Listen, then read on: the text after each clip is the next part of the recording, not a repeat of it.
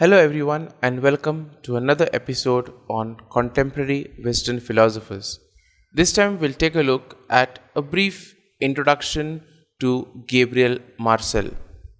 So, we see that Gabriel Marcel was born in Paris in 1889. Now, his early life was quite unusual because of his family's religious background. Now, his father was a well respected diplomat, but his father had, in a way, abandoned Catholicism. Marcel's mother, on the other hand, had died when he was only 4 years old, and since then he was raised by his aunt, who later also became his stepmother.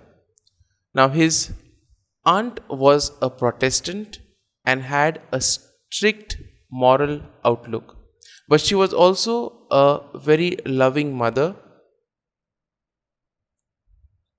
and she was a very good person to Gabriel Marcel because she introduced him to music and the arts, which also played an important role in his later philosophical thinking. In terms of education, Marcel spent most of his childhood in Paris, except for a short time in Sweden when he traveled with his father in 1907. So he studied at the Lycée Carnot, but he found the rigid school system difficult. Instead of fully engaging in school, he took refuge in music and writing small plays. Later, he studied philosophy at Sorbonne, a famous university in Paris, and graduated in 1910. At first, he was attracted to idealism, but we see that, however, later he started to feel that idealist philosophy was too abstract and too disconnected from real life. Now, during World War I, Marcel worked for the Red Cross instead of becoming a soldier. And this was due to his health issues.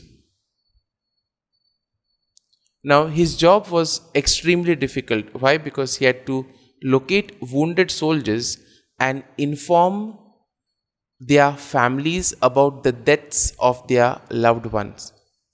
Now, this experience deeply affected him because he realized that traditional philosophy was too distant from the real struggles of human life.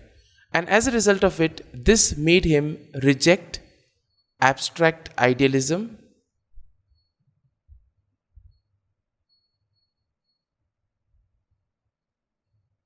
and he moved towards a more personal, human centered philosophy. Now, in terms of his career and philosophical works, after the war, Marcel became a philosophy teacher and a freelance writer. He wrote many philosophical essays and plays. Some of his famous books are, first and foremost, Being and Having, which he wrote in 1935. Now, this book explores the difference between what we own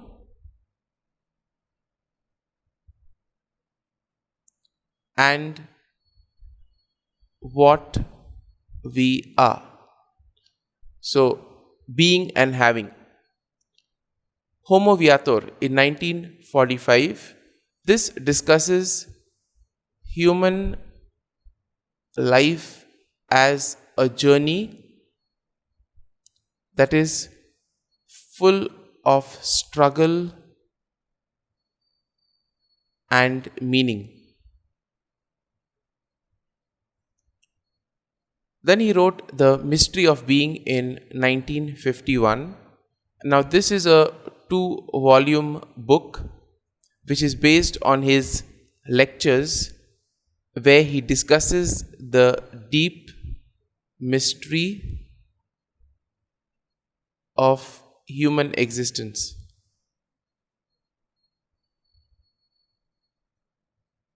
He also wrote plays such as The Broken World in 1933, and this explores the theme of how modern life makes people disconnected from themselves as well as others.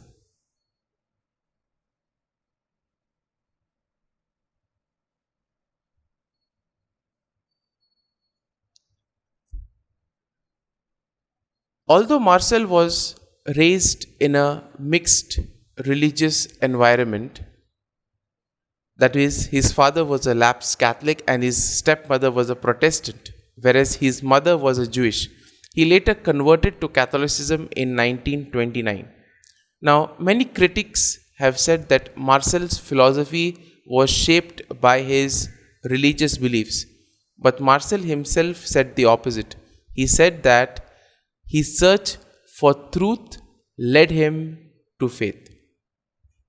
When we speak of his achievements and later life, as Marcel's work gained recognition, he also received several prestigious awards like the Grand Prix de Littérature in 1948, the Goethe Prize, the Grand Prix National de Lettres in 1951, the Peace Prize in Frankfurt.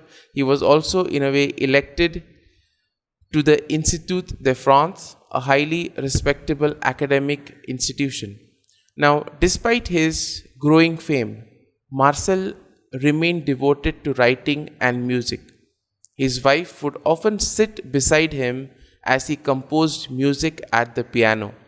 He died in 1973, leaving behind a legacy of deep and personal existential philosophy.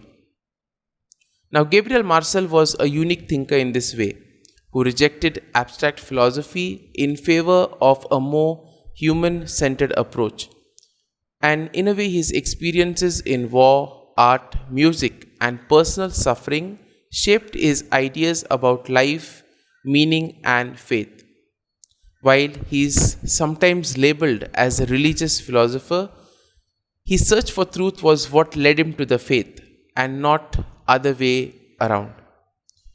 And therefore, in a way, we see that Marcel's work continues to be relevant for anyone who is searching for meaning in a world that often makes one feel disconnected and impersonal. So that's it for this introduction of Gabriel Marcel. Next time around, we'll take a look at his philosophy of the world.